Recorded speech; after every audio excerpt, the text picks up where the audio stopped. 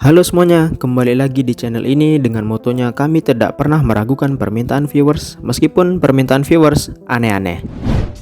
Nah, di video aku yang kali ini aku mau bahas soal UFO atau kepanjangannya adalah Unidentified Flying Object.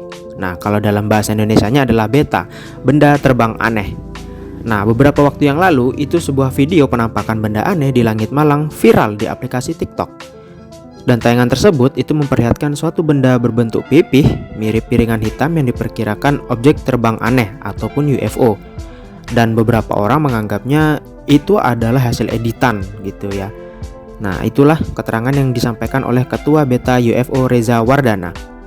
Namun sejatinya penampakan UFO ini bukanlah hal yang asing dalam sejarah Republik Indonesia ini.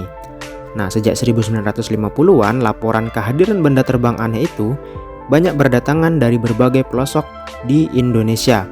Bahkan dulu pernah ada suatu kejadian tentang crop circle, pokoknya tentang crop circle, dan itu dihubung-hubungkan dengan UFO tadi gitu. Katanya ini crop circle adalah buatan UFO, buatan alien dan lain-lain, spekulasi-spekulasi gitu ya.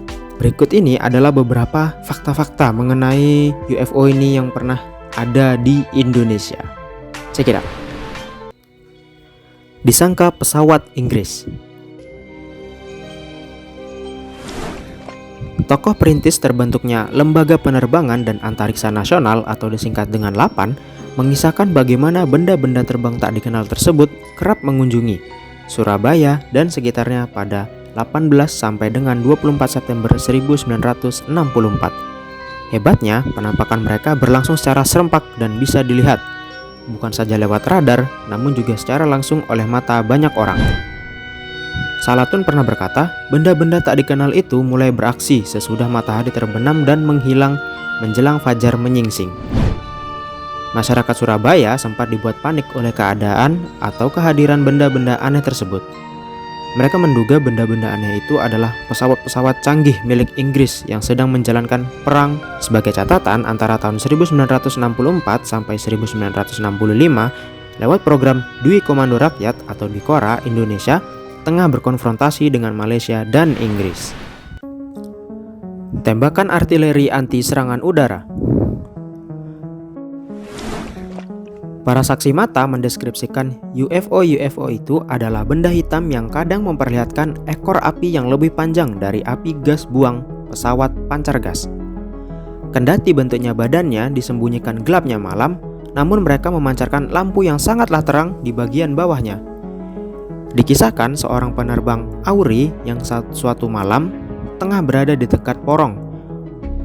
Dia menggambarkan UFO itu sebagai bulat seperti rambu lalu lintas, namun menyala merah padam dan tampak melayang secara cepat ke arah Surabaya.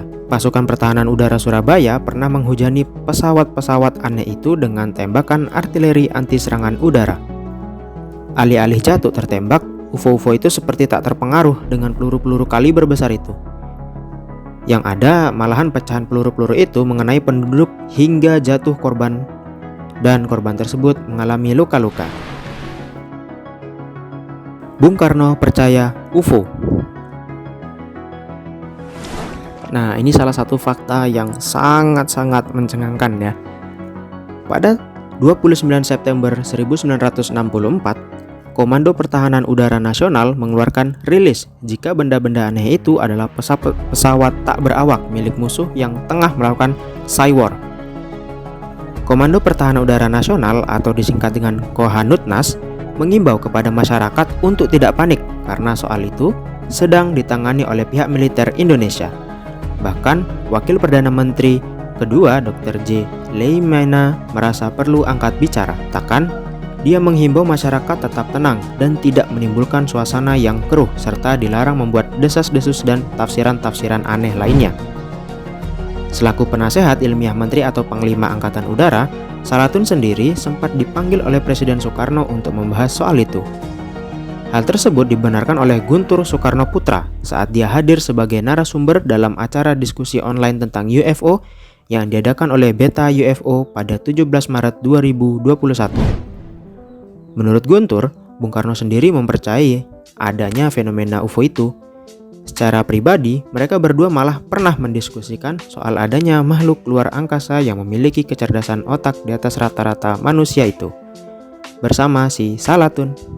Kalau saya enggak salah ingat, Bapak sendiri pernah bilang kepada Pak Salatun jika masalah UFO ini jangan dulu diekspos, karena masyarakat kita masih belum bisa menerima adanya UFO.